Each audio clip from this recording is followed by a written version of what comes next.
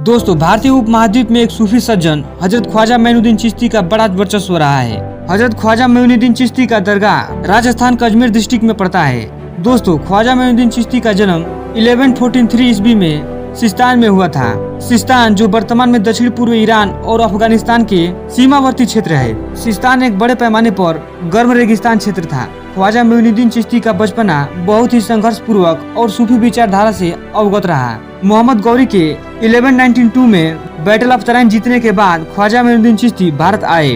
भारत आने के बाद इनके शांत और सूफी विचारधारा से बहुत सारे भारतीय प्रभावित हुए। इनके साथ इनके शिष्य भी सूफी विचारधारा के थे, जिन्होंने इस्लाम फैलाने के लिए एक अहम योगदान दिया। इनके सहयोगी में प्रमुख सहयोगी निजामुद्दीन औलिया, अमीर खुसरो जैसे प्रमुख विद्वान रहे। 13वीं सेंचुरी की शुरुआत में ख्वाजा मोइनुद्दीन चिश्ती लाहौर से अजमेर की तरफ बढ़े। अजमेर में इन्हें कई स्थानीय राजाओं द्वारा शोषित किया गया। इन्होंने अपने जीवन काल में 2 शादियां की थी। पहली शादी सैयद वजीउद्दीन की बेटी से हुआ था और दूसरी शादी 1210 ईस्वी में अजमेर के एक स्थानीय हिंदू राजा इनसे प्रभावित होकर इस्लाम अपनाया और अपनी बेटी का शादी करा दिया।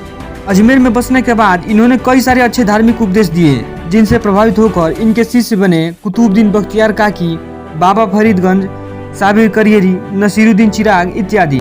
इनके सूफी विचारधारा की वजह से हिंदू, सिख, ईसाई, पारसी इत्यादि लोगों ने भी इस्लाम की तरफ आकर्षित हुए। 13वीं सेंचुरी के मशहूर इतिहासकार मिनहाज सिराज अपनी पुस्तक में लिखते हैं, ख्वाजा मोइनुद्दीन चिश्ती का टकराव राजस्थान के कई सारे स्थानीय राजाओं से रहा, जिनमें मशहूर पृथ्वीराज चौहान, पाल वंश के राजा जयपाल से भी इनका मुकाबला रहा, पर दोनों राजाओं ने ख्वाजा मोइनुद्दीन चिश्ती के आगे घुटने टेक दिए। ख्वाजा मोइनुद्दीन चिश्ती की वफात 1236 ईस्वी में राजस्थान के अजमेर में हुआ, जहां आज इनके दरगाह पर लाखों श्रद्धालु जाते हैं।